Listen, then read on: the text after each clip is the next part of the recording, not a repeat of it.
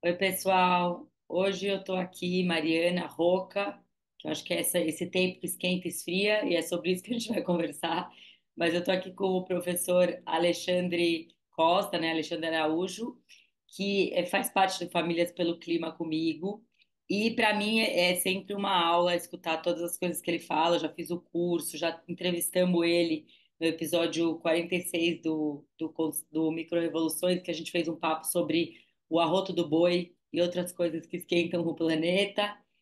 E o Alexandre é físico, professor, ambientalista, né? Um super ativista e a professora da Universidade Federal do Ceará.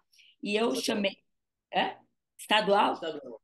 Ai, gente, eu sempre falo errado, mas é que eu jogo no Google.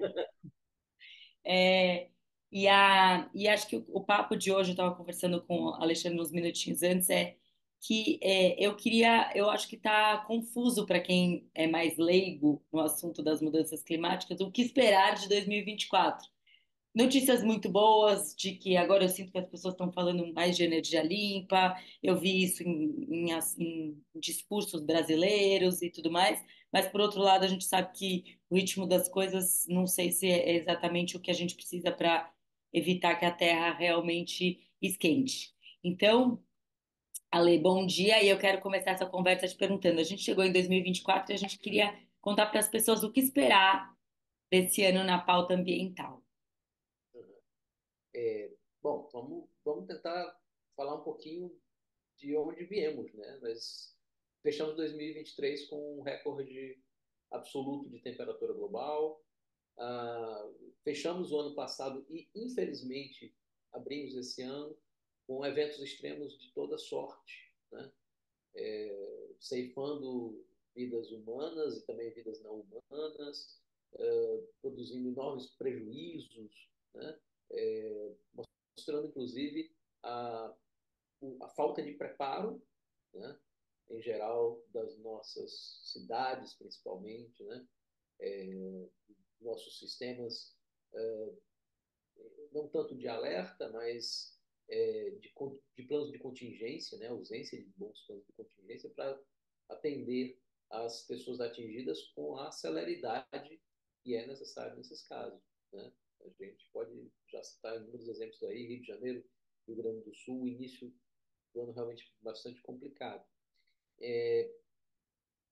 O que a gente pode esperar para 2024 em diante, né, com base nisso, lamentavelmente, que isso não apenas é a regra. A tendência é que nós tenhamos sistematicamente condições de eventos extremos, recordes de temperatura, ondas de calor, tempestades severas em patamares acima desses aí, né? Eu dialogava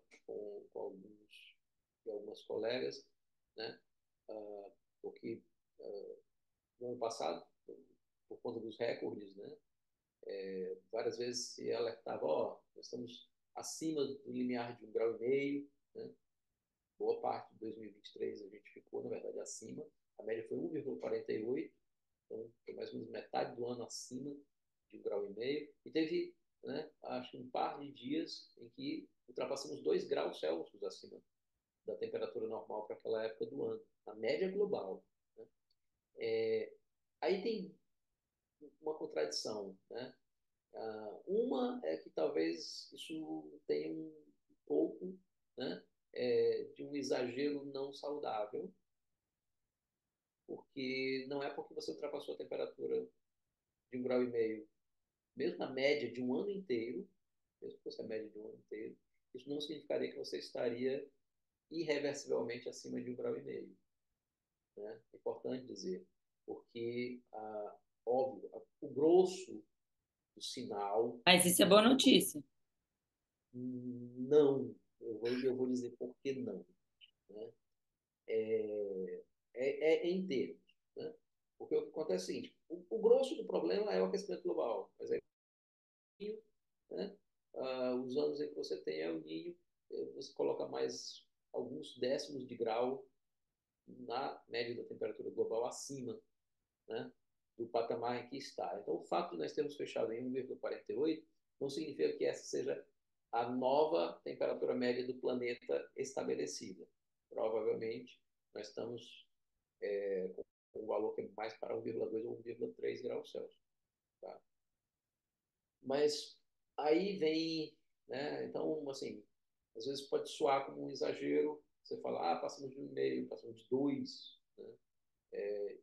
Quando nós teríamos um sistema natural, eventualmente, ao final do ano, puxando isso um pouquinho para baixo, né? Infelizmente, mantendo um patamar muito elevado por conta do aquecimento global, como a gente viu nos 3 anos de Laninha. Laninha é para ser mais frio que a média. E foram 3 anos de Laninha bastante quentes. Mas, enfim, a grande questão é o seguinte, é que isso cria uma ilusão. Então isso aí é 1,5 graus. Esses extremos, essa situação que nós temos aqui, isso é 1,5 graus. Beleza, 1,5 graus, a gente consegue, então, né? Se eu fizer algumas adaptações, se eu melhorar um pouco aqui, né? A defesa civil, a infraestrutura, se eu garantir, né, programas de habitação para as pessoas não ficarem, né, em áreas vulneráveis, eu resolvo o problema. E isso não é verdade. Esse não é o mundo de 1,5. O mundo de 1,5 é bem pior. E o mundo de 2 é muito pior ainda. Porque quando você fala de você manter, né, constantemente a temperatura em torno de 1,5 ou em torno de 2, você começa a mexer em grandes alavancas do sistema climático. Né? A gente está falando aí da corrente, né, das correntes oceânicas, da circulação termoalina, a gente está falando dos mantos de gelo, né, cujas perdas, né, de massa têm batido recordes, mas num ritmo ainda bastante inferior ao que, lamentavelmente, os indicativos mostram que seria atingido com o aquecimento, né, chegando aí aos 2 graus. Nós perderíamos os recifes de corais tropicais, praticamente todos. Então, o mundo de 1,5 graus, e principalmente o mundo de 2 graus Celsius, não é esse que está aí. É um mundo muito pior. Então, tem essa dualidade, né? Tem um quê de exagero, mas pode mandar uma mensagem errada também, né? E aí, eu acho que a mensagem correta é, olha, não é bom sinal de que nós estejamos flertando com esses limites, ou seja, momentaneamente já atingindo ou até ultrapassando esses limites. Isso não é um bom sinal, né? Mas é uma amostra do que pode vir, não é o que virá, é apenas uma amostra grátis, né? O que vem é coisa muito pior nesses patamares. Mas, por outro lado, tem também a questão da mensagem: olha, nós ainda podemos frear em algum patamar. Eu hoje vejo muito dificilmente o patamar de 1,5, como praticamente foi inviabilizado pela inércia dos governos e das corporações, né? Mas certamente é possível manter o limite de 2 graus ou menos. Então, acho que essa é a primeira questão. A segunda questão é: 2024 pode ser mais quente que 2023. Tipicamente, o segundo ano com El Niño forte é o mais quente, não é o primeiro. Porque há uma certa. Leva um certo tempo para o calor que aflorou no Oceano Pacífico durante o evento de El Niño ser totalmente transferido para a atmosfera. Então, se você pegar alguns exemplos, o El Niño de 1997 e 1998, qual foi o grande recorde de temperatura? 1998. 2015 e 2016. 2015 bateu recorde de temperatura na época, mas 2016 bateu por larga margem, né? Cada vez mais, esse tempo de transferência de calor para a atmosfera, nós estamos atentos a isso, parece diminuir. Mas ainda assim, nós temos chance real de 2024, segundo ano deste El Niño, ser o mais quente. Então, nós podemos de novo bater recordes já em 2024. Mas você sabe que eu vi só te interrompendo, eu vi uma matéria não sei se foi G1, algum desses mais, né, assim, gerais, então não tão aprofundado, falando que o El Niño aumenta a temperatura, né? Então, foi um dos Sim. fatores, além da mudança climática, da gente ter tido um ano tão quente. E aí o El Niño termina em março e daí a temperatura vai despencar. Não, não vai. Não vai. Então, a temperatura Você- do Oceano Pacífico Equatorial cai, mas, né, até lá eles têm transferido tanto calor para a atmosfera que a tendência é, na realidade, né, nós vamos experimentar o período, certamente o período mais quente de 12 meses da história do registro de temperatura, entre os meses finais do ano passado e parte deste ano. Mas, se você pegar, né, não por períodos de 2 meses quaisquer, mas o ano fechadinho, nós temos chance de 2024 terminar acima de 2023. Sem sombra de dúvidas. No mínimo, um empate técnico. É a minha aposta. Né? Bom, essa é a primeira coisa. Né? A, a outra questão é, ok, e o que vem aí de reação? A minha grande preocupação é essa, que é o nível de reação, né, dos sistemas políticos e econômicos é precaríssimo, né? Muito aquém do necessário, muitíssimo aquém do necessário. A falta de governança global, a falta de compromissos reais, né? A lógica muito explorada, inclusive, por setores políticos de extrema-direita, de cada um por si, né? É perversa nesse sentido, joga contra uma ação realmente firme, coletiva, global. E outra coisa que, obviamente, piora muito o quadro geopolítico são as guerras. Não é apenas porque nós temos quadro aí de catastrófico, né, de crise humanitária, né, Gaza sendo simplesmente quase varrida do mapa, a população palestina entregue, né, às piores condições que, sem dúvida alguma, se assemelham de genocídio, e não é à toa que a África do Sul, né, moveu a ação do Tribunal Internacional. Isso mina as possibilidades de diálogo e de confiança mútua. Idem para a guerra, né, da Rússia contra a Ucrânia. Né? Então, são muitas vezes governantes que inventam, né, criam guerras para aumentar o seu nível de popularidade, explorando maldosamente sentimentos aí de nacionalismo, né? Então, assim, muito, muito complicado isso tudo. Nós precisaríamos, para uma ação concertada e unificada, termos bem mais um horizonte de entendimento, né? De paz, de entendimento, de compromissos, né? Para que nós pudéssemos avançar os acordos climáticos. Então, a primeira No caso da guerra, o que emite muito carbono é a produção das armas? assim, o aparato militar em si é um absurdo. Que só o aparato militar dos Estados Unidos emite muito mais CO2 do que vários países do mundo. Vários países do mundo. Isso, né, implica tanto a produção dos itens, né, que vão de projéteis a submarinos, de armas a caças supersônicos, enfim. Ah, tudo isso, né, a simples manutenção dos corpos armados, né, das Forças Armadas dos países envolve custos de emissões, né, fora as ações militares, que têm o custo direto das emissões, né, simples decolar de um caça ou uma viagem longa de um porta-aviões, tudo está emitindo carbono, mas o absurdo que após um bombardeio, a destruição de um país, garantindo inclusive lucro para né, muitas empresas, o esforço de reconstrução. Eu acho assim que o governo israelense atual, né, lamentavelmente, é tão propenso a uma limpeza étnica que, assim, né, nem está no horizonte. Né? Mas, por exemplo, na guerra do Iraque, foi muito, né, conhecido de todo mundo que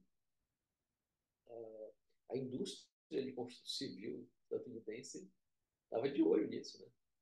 Ah, vamos destruir pontes para quê? Porque eu vou ganhar dinheiro construindo uma nova no lugar.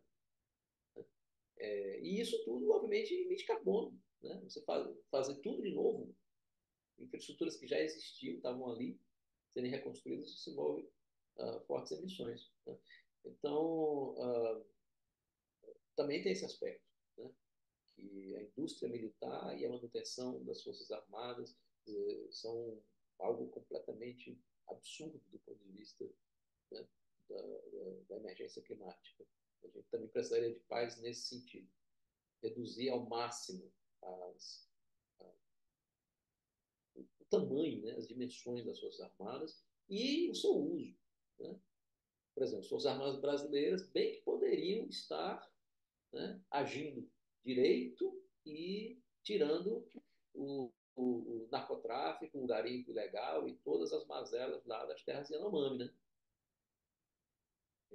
Ah, eu vi Total. reportagens aí mostrando que, pelo contrário, estão fazendo corpo mole, né? Fechando os olhos e deixando as coisas, né, acontecerem e todas as atividades criminosas permanecendo e voltando, né, ao território. Então, essa é outra coisa. A gente precisaria ter, né, o setor militar totalmente redesenhado para ele poder, de fato, né, deixar de ser essa abominação, né, anti-clima e, em geral, anti-povo, né, anti-paz. Mas, enfim, a outra questão que você estava dizendo é que, ok, eu estava conversando, mas também tem muita conversa sobre medidas. Né? Bom, como eu falei para você, na minha perspectiva, as medidas estão bem aquém, né? Ainda que a gente tenha pessoas de, obviamente, muito boa vontade. Nós saímos de uma quadra tenebrosa, né, em que nós tínhamos um governo protofascista. Não sei se não cortar, né? Mas, enfim, a gente tinha um governo protofascista e vários negacionistas climáticos no governo, né, em diferentes níveis, ocupando aí Ministério do Meio Ambiente, Ministério das Relações Exteriores, dois ministérios fundamentais, inclusive, para a questão climática. Né? Então, é óbvio que nós tivemos avanços, por exemplo, a nível do Brasil, né? O que é uma boa sinalização global também. É muito diferente a gente ter Marina Silva e Sônia Guajajara, né, presentes nos processos de debates e negociações, mas ainda assim ah, não dá para simplesmente só bater palma do governo brasileiro. Né? Existe aí um conjunto de contradições. Com todos os senões, né? Com o corpo, com a inépcia de outros órgãos, né? Ligados ao Ministério da Defesa, ligados ao Ministério da Justiça, etc. Tá? Nós conquistamos avanços na redução do desmatamento, principalmente na Amazônia. Por outro lado, a política de produção de commodities, né? Para sustentar a indústria da carne, principalmente na China, mas também em outros territórios, na Europa, por exemplo, empurra o Brasil para o desmatamento do cerrado, para ampliar a produção de grãos, e, e nisso aí há uma linha muito tênue, né? Porque o governo, ele, embora tenha também, né, voltado a ter investimentos na produção agrícola familiar, né, para o mercado interno, para realmente sustentar as pessoas, porque é o que nós comemos muito mais da agricultura familiar, que recebe muito menos incentivo do que do agro, né? No entanto, aí o agro tem um poder enorme, né? Muito poder de fogo, né? Controla boa parte do Congresso, né? Parte como centrão, parte como bancada da ultradireita a, essas duas forças políticas juntas, né, quando se trata de interesses econômicos poderosos como a água, se unificam e barram qualquer iniciativa mais séria, né, que implique em reduzir, conter a sanha, né, de lucro desse setor, e fez com que, veja só, mesmo com todos os avanços que a gente reconhece, tendo Marinho na frente do Ministério do Meio Ambiente, esses caras desmataram mais o Cerrado, né? Exatamente o Cerrado. E é o nosso segundo maior bioma. E você E fala isso para a produção de grãos, imagino que esses grãos são para alimentar gado, ou é grãos para. é, é ração animal. Uma fração muito pequena disso é alimento humano. Né? Principalmente a soja, né? Também Soja, milho, milho. mas o grosso, né? No caso da soja, os números giram em torno de 70%, é para exportação, para virar ração animal. Não para consumo humano. É para sustentar, na verdade, a indústria da carne aqui e alhures. Né? Outra questão, né, é que apostando, aí veja, né, ou seja, o Brasil avançou, mas tem forças, né, que jogam contra as melhores iniciativas do governo, que estabelecem uma correlação de forças difícil, que dificultam avanços, passam absurdos ainda no Congresso, mesmo o governo votando, né, o governo votando contra, indicando contra, os caras vêm e passam a boiada via Congresso. Né? Não é mais com o Ricardo Salles, mas eles continuam passando a boiada via Congresso.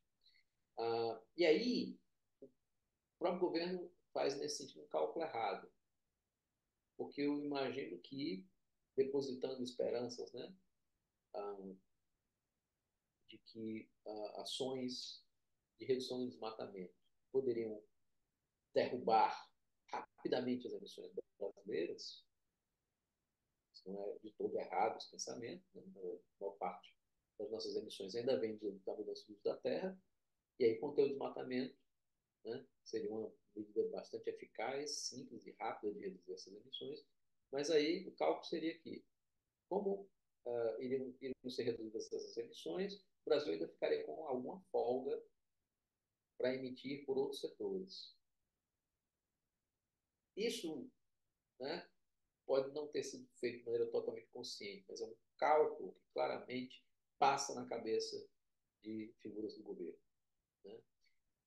E aí, não, então não vamos mexer no tamanho do rebanho bovino, de um lado. Ou, principalmente, não vamos segurar o avanço da exploração de combustíveis fósseis. Pelo contrário, vamos aproveitar essa brecha para explorar o que puder, arrecadar dinheiro com isso, né? Em geral, é uma furada, inclusive, porque em geral quem ganha são as corporações. Né? A própria Petrobras não pode ser tratada mais como empresa pública há muito tempo. Né? Ela opera uma lógica de capital privado, né? Boa parte das suas ações está no mercado financeiro, né? E ela termina atendendo não ao interesse público, mas ao interesse desses acionistas privados. E aí, no final das contas, o governo Lula enfraqueceu a sua referência, né, na última COP. Né? O cenário da COP28 reduziu as chances do papel do Brasil aparecer como um papel de liderança climática global, como parecia ser na COP27. Por quê? Porque aí veio a contradição. Embora os números e políticas apontassem favoravelmente para a redução do desmatamento, principalmente na Amazônia, em que pese os problemas do Cerrado, que já significariam, né, um abalo, né, não total, mas parcial nessa perspectiva, mas principalmente pelas movimentações que foram feitas em relação à política de combustíveis fósseis. Né? Adesão ao PEC Plus, né? Obviamente o leilão, infelizmente, boa parte dos lotes não foram, né, sequer adquiridos, mas enfim, que o pessoal estava chamando de leilão do fim do mundo, porque era a área de exploração de petróleo sendo leiloada em todo lugar. Né? Era meio que um feirão, né? A xepa do carbono fóssil. E isso, né, ao meu ver, limitou bastante a autoridade que o Brasil prometia assumir ao travar os debates. Deixou o protagonismo, aí, obviamente, esses países têm menos força, deixou o protagonismo para outras figuras. Né? Gustavo Petro, apesar do nome, né? Me lembra petróleo, né? É, o Gustavo Petro da Colômbia, por exemplo, e que é um país com menos alternativas, veja só, energéticas e econômicas, né? Juntou-se fortemente aos países ilha, fazendo a defesa do tratado de não proliferação dos combustíveis fósseis. Eu acho assim que na questão ambiental o governo brasileiro deixou a dever né, ao não marcar posição a favor disso daí e em alguns momentos inclusive algumas figuras, o próprio Lula, criticando o presidente colombiano. Né? Então, poderia pelo menos não falar, né? Sim, mas é impressionante, né? Porque como é que o governo federal fala que vai entrar super forte na agenda das mudanças climáticas, sendo que duas das principais agendas de governo sempre foi o agro e a Petrobras, né? São as duas grandes contradições, né? Então, É, eu acho que realmente as pessoas saíram muito confusas, né? Porque o Brasil, o discurso, inclusive o discurso de posse, foi um discurso muito otimista, né? A gente ficou muito, pessoas que acompanham o clima ficaram muito mas ele animadas. passou a dar sinais, né, a mostrar sinais contrários, né? E isso, obviamente, debilita. Obviamente, tem muitos problemas, né? A correlação de forças não ajuda, o Congresso é um horror, a extrema-direita segue muito forte nas redes, na disputa da opinião pública. Né? Você conversava comigo sobre a triste experiência de sentar ao lado de um negacionista climático num voo. E Nossa, sim, essa desinformação ela continua sendo propagada com força, né, nos, nos subterrâneos, né, aí das redes sociais, e isso tudo debilita. Mas eu acho que ainda assim o governo poderia fazer mais e melhor. Tá? O outro ponto é a própria questão da transição energética. E esse é um assunto delicado. A gente. o Alexandre.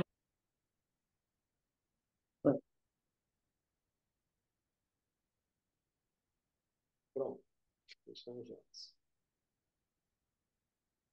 Pois é, então. Então, só para retomar aqui, você trouxe para mim que certamente uma. Começou contando um pouco que é possível manter um grau e meio, mas que 2024 certamente vai ser mais quente que 2023. A reação dos sistemas políticos é muito precária, muito lenta, muito desorganizada. Só uma questãozinha. Eu diria que hoje 1,5 graus é totalmente impossível. Né? Estamos muito próximos de perder qualquer possibilidade de conter o aquecimento global em 1,5 graus. Né? Algo escorreu pelas mãos. Mas certamente, né, bem abaixo de 2 graus Celsius, como preconiza o Acordo de Paris, não está fora de questão. Só para. Sim, ótima correção. Não seja tão otimista, Mari. É, a reação dos sistemas políticos é muito precária. As guerras pioram muito esse quadro, por vários motivos, mas a gente precisa reduzir ao máximo a dimensão das Forças Armadas em todos os países, entre eles Estados Unidos, né? E redesenhar esse setor militar que, enfim, que emite muito, esquenta o planeta.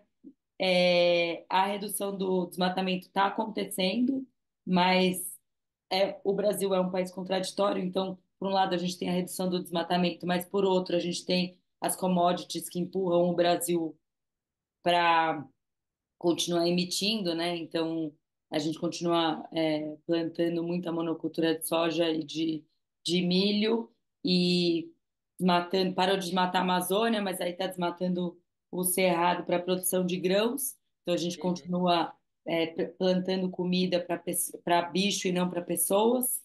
E acho que esse é um fator muito importante. E daí você ia falar que a gente entra na transição energética. Hum, Bom, pois eu acho que, assim, diferente do governo anterior, de novo, o governo brasileiro atual, e aí mais afinado com a tendência global, está atento, né, à questão da necessidade de fazer uma transição energética. Eu acho que não há um entendimento de quão rápida ela precisaria ser, né? Acho que há ainda uma ilusão ou um semi-negacionismo em relação à manutenção, né, do uso de combustíveis fósseis ainda por muito tempo em uma escala para além do que poderia ser mantido. Mas ainda assim, né, nós vamos reconhecer, o governo tem uma agenda nesse sentido. Ah, algumas das minhas preocupações, no entanto, vão no sentido de, primeiro, né, qual a velocidade do processo. De novo, né, o governo tende a apostar, e aí a Petrobras faz muito lobby, outras corporações, né, ligadas à indústria de combustíveis fósseis apostam nesse lobby, de que seria possível manter os combustíveis fósseis por um período bem mais longo, ou até permanentemente, usando falácias como compensação de carbono, né, ou apostas tecnológicas como captura de carbono e outras. E se você quiser, a gente pode até também falar de por que essas são pseudo-soluções e não soluções reais. Mas, enfim, fora isso, tem uma outra questão, tem outras duas questões. A segunda é transição energética em que sentido? Né? Porque hoje em dia a presença de energias renováveis já é bastante significativa, mesmo, né? Com alguma outra patinada, né?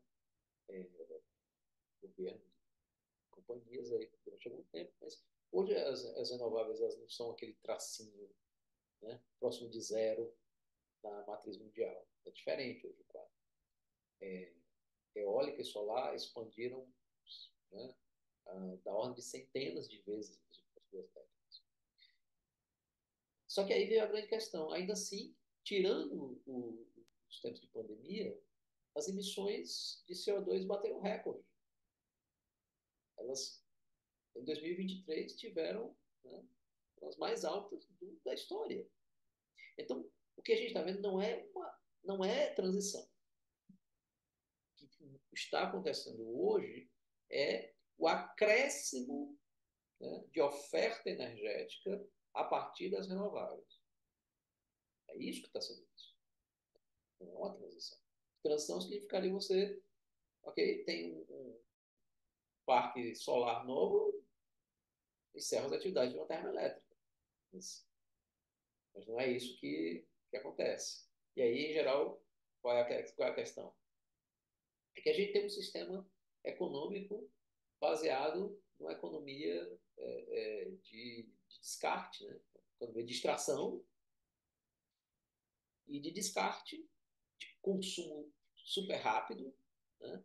Visando justamente que a velocidade do processo, né, do ciclo de realização do capital, da acumulação via lucro, seja mais rápido, cada vez mais rápido. Né?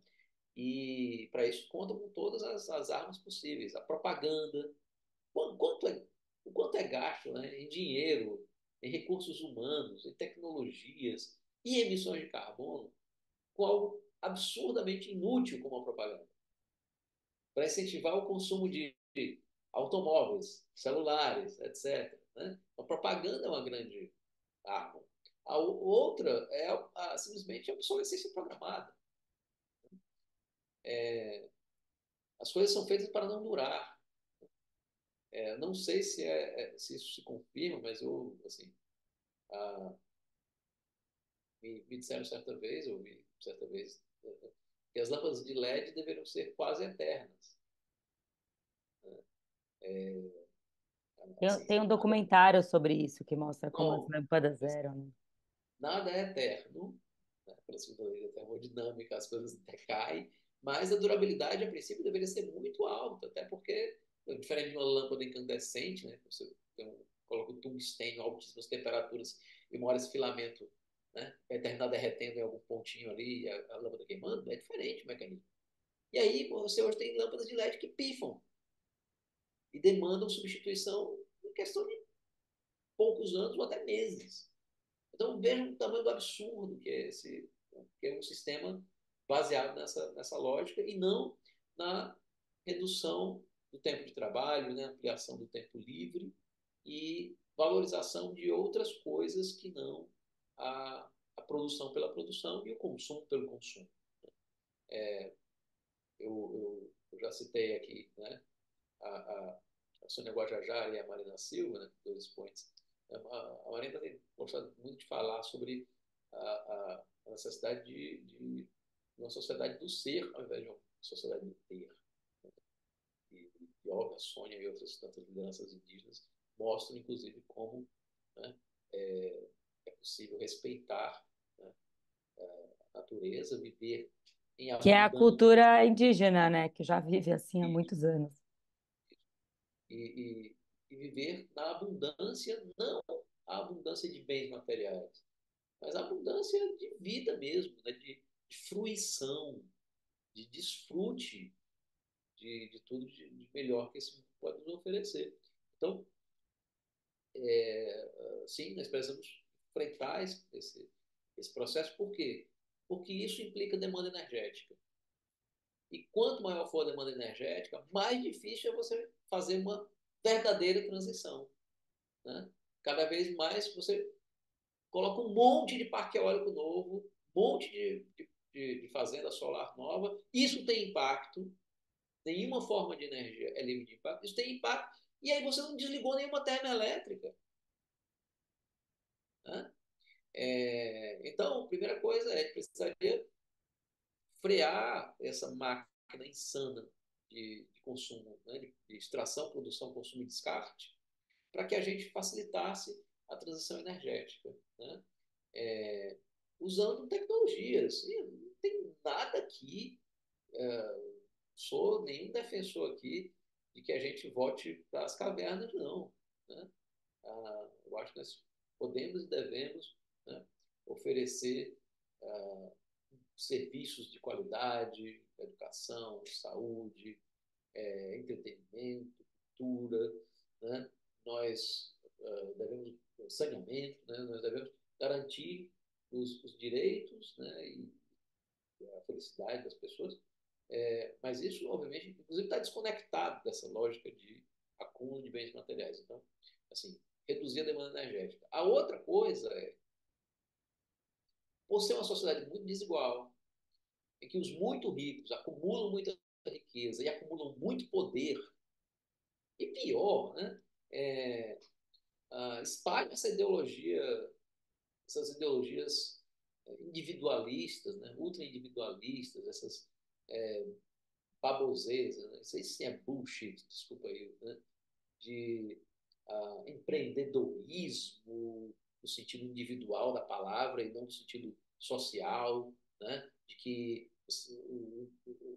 criar a ilusão de que um pobre trabalhador que passa 60 horas em cima de uma moto se arriscando a perder a vida, né? Ou se machucar gravemente, ele é seu próprio patrão, né? Assim, um monte de ideologias falsas ou de que nós somos.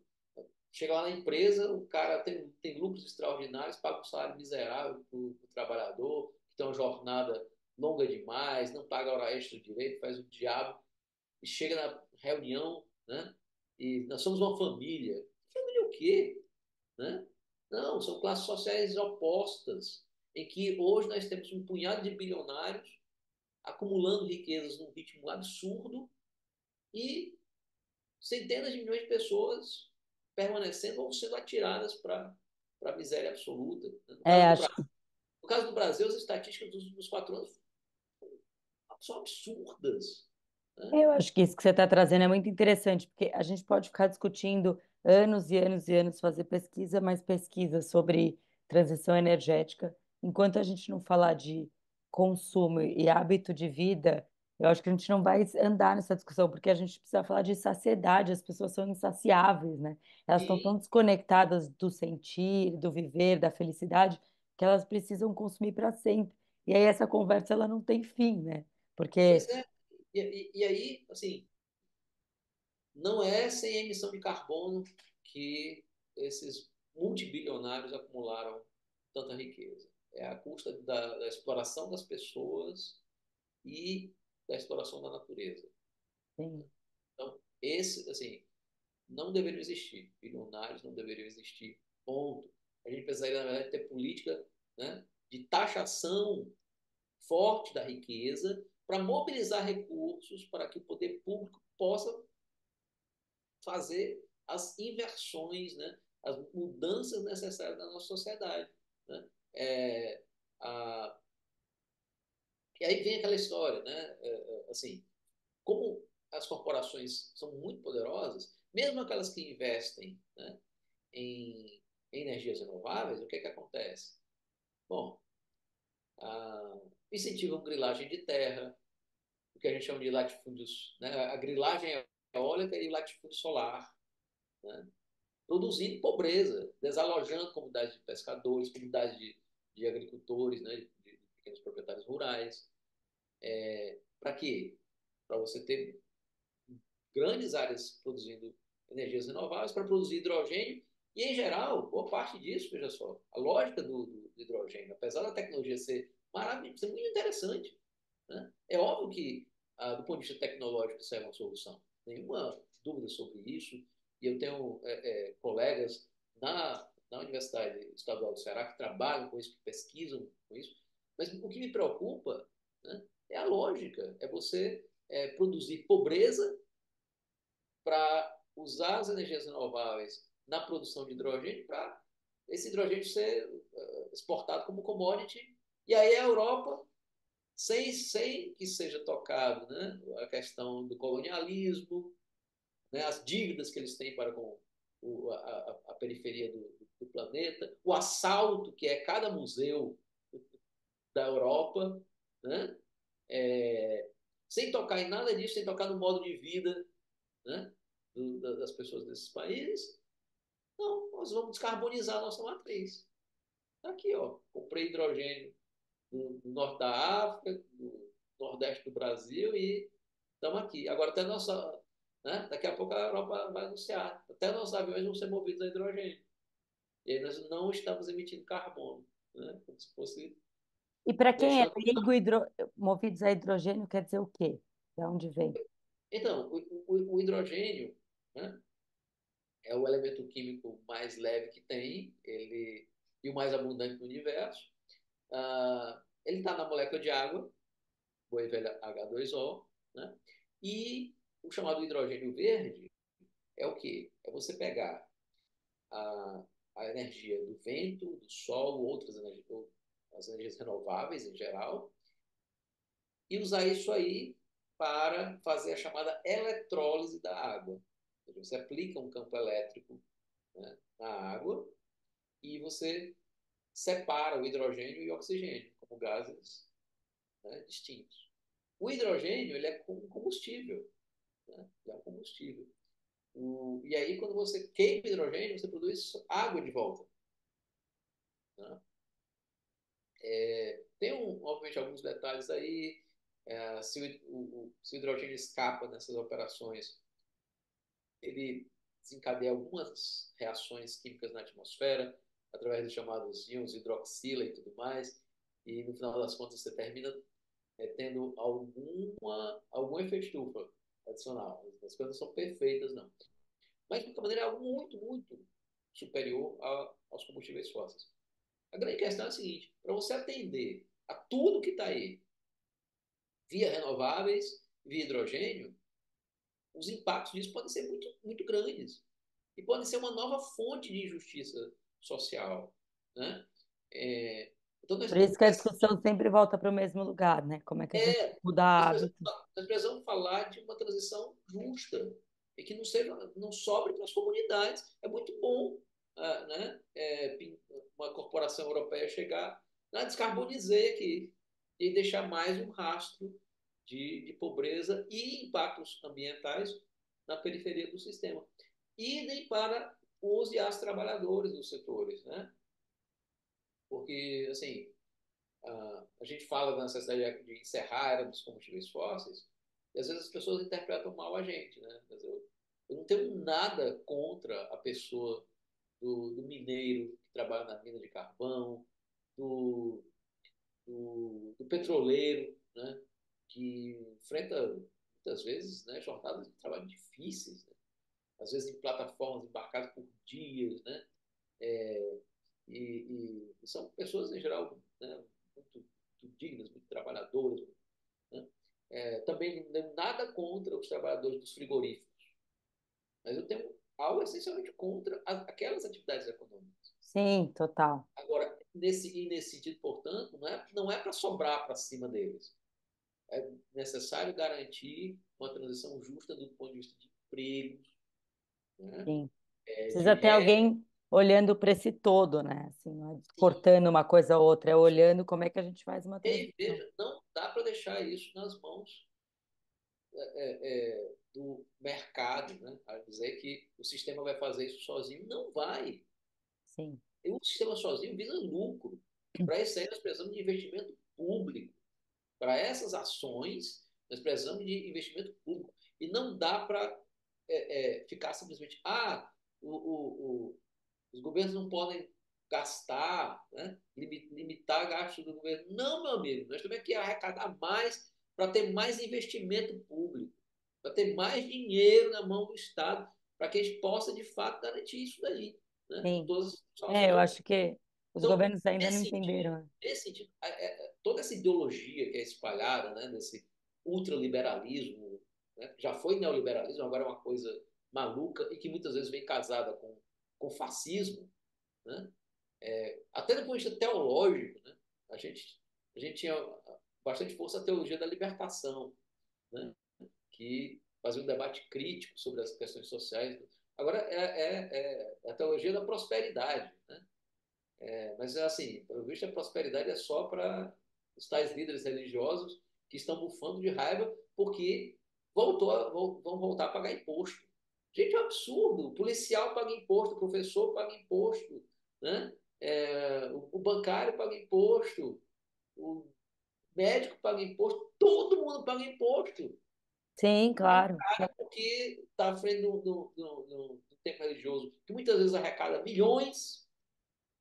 Não é o caso de algumas igrejinhas menores, mas é o caso de um punhado, né, de verdadeiros parasitas da fé, ganham milhões e milhões, de uma vida ostentatória. O contrário, em geral, inclusive, do ensinamento, né, É, da maior contraditório. parte das tradições religiosas, o próprio cristianismo. Né? Consta que Jesus era um cara muito gente boa, que eu era um cara da paz, mas que poucas vezes saiu, né? Chutou o pau da barraca, foi com os vendilhões do templo. Então, assim, não dá. É ideologicamente vendida a ideia de cada um por si, de você ganhar dinheiro, como se o dinheiro fosse uma, né? Sim, O fim, né? A finalidade última de tudo.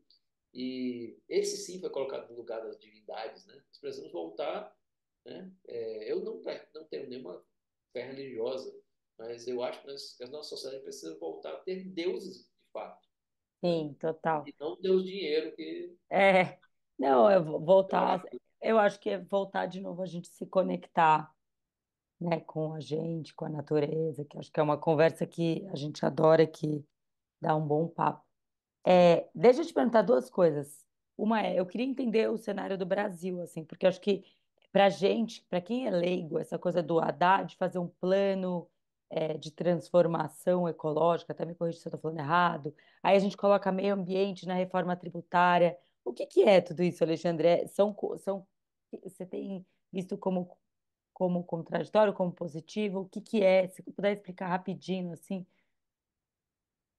Pois é, Eu achei, achei novidade, achei uma super novidade. Nossa, o Brasil olhando, que assim, se a gente coloca na reforma tributária discussão de meio ambiente, quer dizer que a gente está botando na Constituição, é isso? pois é, assim, você sabe que eu participei, né, contribuí com o governo de transição, Sim. tive a honra de receber esse convite, para mim foi uma experiência positiva demais, eu tenho certeza que eu mais aprendi do que qualquer outra coisa. E, de novo, eu vou citar a Marina, né, que fala que a questão climática, ambiental, ela tinha que ser transversal, né? Ou seja, ela não podia estar simplesmente focada, né, na encenação de um ministério, precisaria ser algo que atravessasse o conjunto do governo, né? O Ministério da Indústria, o Ministério da Agricultura, a, o, os ministérios econômicos, né, fazendo planejamento, tudo isso tinha que, né, estar em função desse novo paradigma. Né? O que eu acho é que isso foi, entrou, mas não plenamente. Né? Essa transversalidade que é tão necessária e que a ministra tanto enfatiza, ela não é plena. Né? Ela aparece em algumas políticas, né? Mas ela não permeia de fato o todo. E, de novo, né?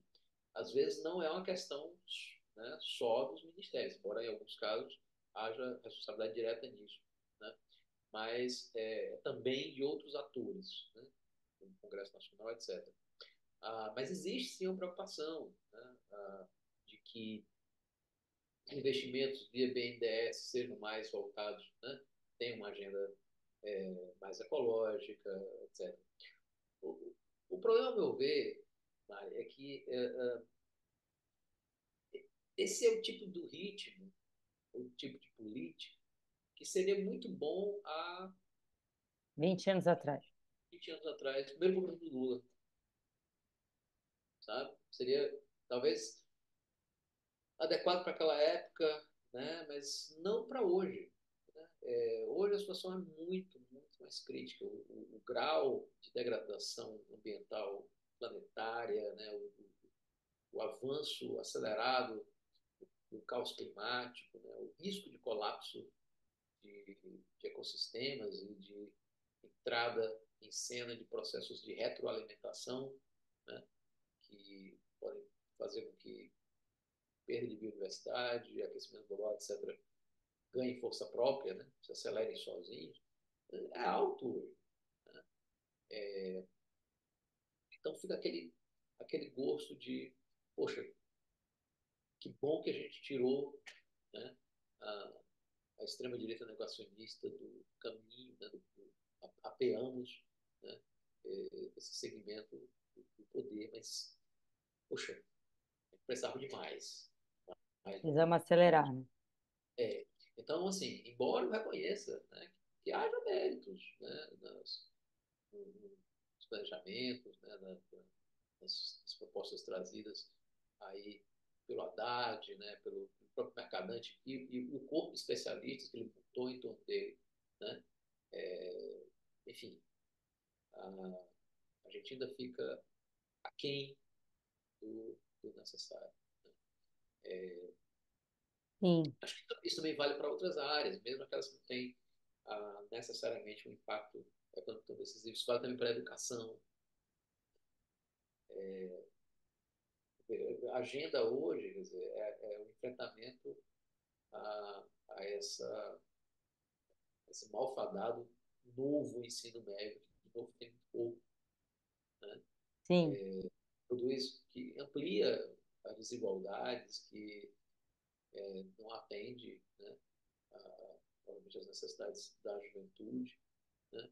Você sabe que você foi falando essa coisa da educação, e aí, pensando até no governo, eu lembrei de um assunto que nem sei se entra diretamente, mas que eu fiquei super curiosa em te ouvir rapidinho, que é, e a gente fala de mudanças climáticas, da guerra, do quanto que os países estão indo devagar e tal, e é a inteligência artificial, assim, porque outro dia eu escutei Ah, que o chat GPT gasta muito mais energia do que uma busca no Google. Então, que se as pessoas ficarem fazendo buscas o tempo inteiro no chat GPT, a gente também vai ter uma questão de emissão de carbono bizarra. Isso é real? Assim, a gente precisa. Como é que é isso? então, vamos só voltar um pouquinho, porque eu ia tocar numa questão fundamental. Era para a gente estar falando de educação ambiental e climática como Sim, algo central, né? sim, E, enfim, embora haja movimentações aqui e acolá, né, via própria CAPES, CNPq, algumas ações de governo, né, via secretarias, né, ah, envolvendo de novo o Ministério do Meio Ambiente e Mudança do Clima, mas, de novo, né, o Ministério da Educação ainda envolvido numa agenda, né, eu acho que parte por pressão, né, e correlação de força desfavorável, parte ainda por incompreensão do grau realmente de urgência, termina que não toca a agenda da educação climática e ambiental como seria necessário. Enfim, isso vale para todas as outras áreas. Mas já que você tocou nessa questão, né, sim, envolve, tudo isso envolve emissões. Uma busca do Google, o Google envolve emissões, interação com a inteligência artificial, idem, é, toda aquela baboseira de uh, Bitcoin e outras, né, criptomoedas, idem, né, que é uma coisa que às vezes as pessoas esquecem, né? Nós vivemos num mundo material, né? Por mais que possa haver, né, coisas que são aparentemente, né, fictícias ou puramente digitais, não existe isso. Né?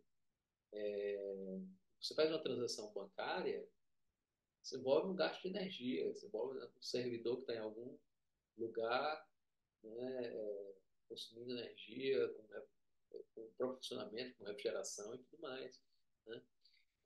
Então, sim, é uma pegada sensível, mas, de novo, eu acho que a gente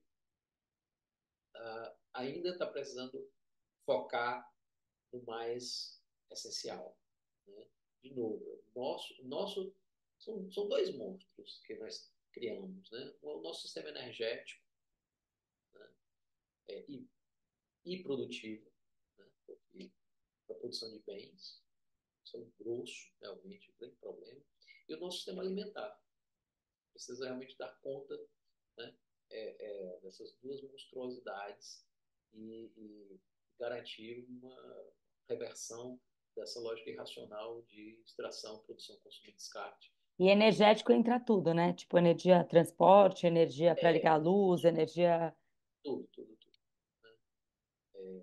Então, realmente, assim, a, é importante a gente pensar nisso, mas eu acho que a gente precisa ainda manter o foco onde, de fato, nós temos os grandes Mas problemas então sociais. a inteligência artificial entra no energético também, né? Exatamente. Assim, possivelmente, né, no futuro não muito distante, elas podem vir a ser representar uma demanda energética, né, de fato grande. Então, ok, importante estar atento, né, mas, Bom de novo, saber que ainda não é. Muito bom. Bom, a gente tem mais uns poucos minutinhos, 5 minutinhos. Então, eu queria te falar, Alexandre, você que ensina, né, os alunos e que está sempre nesse ambiente de trazer o conhecimento da, das mudanças climáticas para as pessoas, como é que você olha a ação individual, assim? O que que você pensa sobre isso? Como que você acredita que as pessoas conseguem mudar cenários com as suas ações do dia a dia? eu diria o seguinte, a gente não vai conseguir mudanças, né, com a profundidade necessária se não houver uma transformação cultural, né, Total. que implique, inclusive, né, posicionamentos individuais, né, e fazem parte né, de tomada de decisão, tá? Minimizar o uso de transporte, né? No meu caso, eu restringi bastante os voos. Né? Dizemos, olha, tem um seminário, tem uma palestra, alguma coisa, podemos fazer online, primeira tentativa, né? Se não, se for mostrado que essa não, né, o prejuízo é grande do ponto de vista, dá para a gente fazer mais agenda, ao invés de fazer um deslocamento bate e volta, 3 horas e 20 minutos, de Fortaleza para São Paulo, para dar uma palestra, dormir no hotel e retornar e dizer, não, não faço mais isso. Temos como bancar uma agenda mais longa, né? É possível a gente ter reunião para discutir projetos, né? Além da palestra, sei lá, um mini curso para um público menor, né? O que a gente poderia fazer em sequência? Ok, então, isso é uma decisão minha, né? E que acho que poderia, inclusive, ser seguida por, né? Não só pessoas do meio acadêmico, mas, enfim, mesmo pessoas de outras áreas. A questão da alimentação, né? Se não uma dieta vegetariana estrita, pelo menos uma redução substancial do consumo de carnes, em especial a carne de animais ruminantes. E como a gente já debateu, né? Além das outras questões, como desmatamento, transporte, refrigeração, etc., esses alimentos carregam consigo a pegada, né, climática associada às emissões de metano, que é um gás, né, 28 vezes na escala de 100 anos, 86 vezes na escala de 20 anos, mais poderoso do que o CO2 em termos de potencial de aquecimento global. Portanto, né, essa é uma escolha também. Sim, muito importante. Ah, mas, né, mas essas escolhas, elas sozinhas, separadas de ações públicas e coletivas, elas têm muito pouca força além do exemplo. Né? Porque a gente precisa ter a facilitação. Né? Ó, no Brasil, em que nós temos assim, desigualdade social violentíssima, né? O consumo de carne, em particular carne bovina, picanha, né? é uma sinalização de que a vida está boa, né? De que a vida melhorou. É Então, cultural, né? tem um aspecto cultural, mas também tem aquela história. Quer dizer, não há uma valorização. Né? Eu posso, né, falar experiências próprias nesse episódio. Eu já apresentei meu DAO de lentilha. Né? Olha isso aqui, né? Ou então, coisinhas que eu faço em casa. Eu descobri que eu gosto de cozinhar justamente nesse processo aí de transição alimentar, mais pandemia, né? Ou então uma almôndega de fava, né? Nossa, maravilhosa. Então, sim, isso tem que ser se permitirem, mas é importante que haja políticas públicas que incentivem, exponham isso nos restaurantes universitários, né? Nos restaurantes subsidiados, né? Nas cozinhas públicas subsidiadas. Não é que você imediatamente tire a carne, mas ó, hoje está aqui, ó, tem essas almôndegas. Né? Você não está nem sabendo o que é. E aí está bem temperadinha ali, caprichada no cominho, né? Na noz moscada e tal, e tudo mais. E a pessoa vai achar uma delícia. E depois vai perguntar de que é, né? É o que isso aqui? Né? Você pode até botar uma algazinha para uma pessoa achar que é peixe, né? Então, ah, e aí você viabiliza isso em escala, porque essa é a minha questão, né? Ah, eu não quero algo que seja só para, aspas, limpar minha consciência, sim, né? Como total. eu já falei para você, eu não creio na vida depois dessa em que eu eventualmente vou ser recompensado se eu for bonzinho aqui. Uhum. Sim, Não, total. para mim É não aqui e tem. agora. Pois é, aqui agora. Então, não é limpar a minha consciência que vai me fazer bem.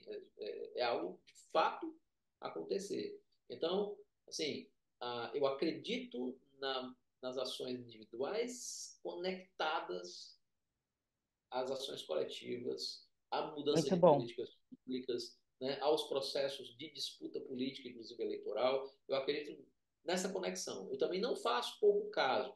Tem um segmento da militância política que, né, até fecha a porta. Ah, mas isso é bobagem. Ou quando acabar o capitalismo, nós vamos pensar em mudar isso. Não. Essas coisas fazem parte do próprio processo. Né? É preciso, da mesma maneira como você não vai, entre aspas, esperar o fim do capitalismo para enfrentar a misoginia, né? O machismo, o sexismo, o racismo, né? Você não vai esperar, né, algo macro acontecer para você falar do especismo. Sim, As duas total. coisas estão ali juntas, né? Quer dizer, é, é tem uma retroalimentação entre mudanças nas estruturas políticas, né, do Estado, do poder público, etc., e as mudanças culturais. Essas duas coisas se retroalimentam. Né? Sim, sim, Não é à toa que assim, a proliferação de ideologias ultraconservadoras, né, difusão das ilusões ultraliberais, né, de solução individual, de acumulação de riqueza, etc., etc. Não é à toa que isso, né, facilitou a chegada do protofascista aqui no sim, Brasil. Então, assim, as coisas estão interligadas. Né? É, a, acho que o grande teórico, né, italiano Antonio Gramsci que, né, pensa bem essa inter-relação e que, estranhamente, parece que quem mais entendeu isso é quem odeia o Gramsci, que é a extrema-direita. sim, E aí total. eles fazem muito bem, né? A chamada guerra cultural, toda essa disputa, né? Eles estão em constante disputa. E aí, bom, eu acredito nisso. Eu acredito que há